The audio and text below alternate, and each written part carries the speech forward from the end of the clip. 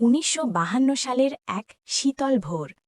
ঢাকার আকাশে কুয়াশা, রাস্তায় টান টান উত্তেজনা। চারদিকে লেখা রাষ্ট্রভাষা বাংলা চাই। এক ছোট ছেলে রফিক তার বাবাকে জিজ্ঞেস করে, বাবা, মানুষ ভাষার জন্য লড়াই করে কেন? ভাষা মানে আমাদের পরিচয়, আমাদের মা। ঢাকা বিশ্ববিদ্যালয়ের সামনে জড়ো হল হাজারো ছাত্র। তাদের চোখে ভয় নেই, আছে দৃঢ়তা।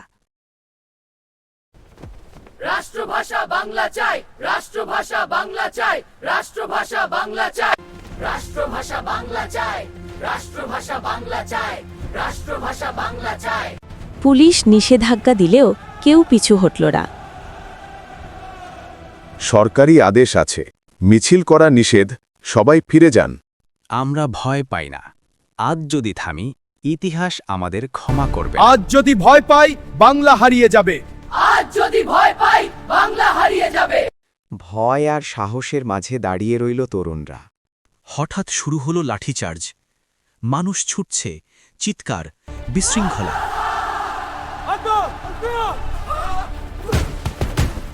পালাও, পুলিশ মারছে।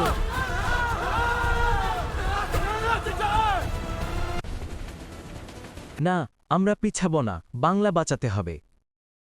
হঠাৎ শুনতে পাওয়া গেল গুলির শব্দ। সবকিছু যেন থেমে গেল।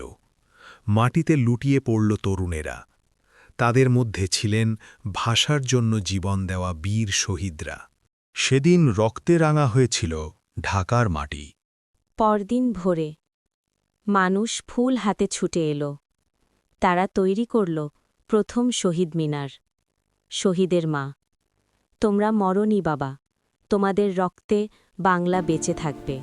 এই মিনার হবে ভাষা শহীদদের প্রতীক। হ্যাঁ, তাদের আত্মত্যাগ কখনো ভুলব না।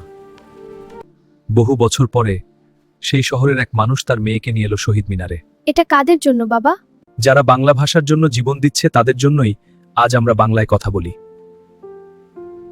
এই ফুল শুধু শ্রদ্ধা নয়, এটা কৃতজ্ঞতা। 21 ফেব্রুয়ারি শুধু একটি দিন নয়, এটা আত্মত্যাগের ইতিহাস।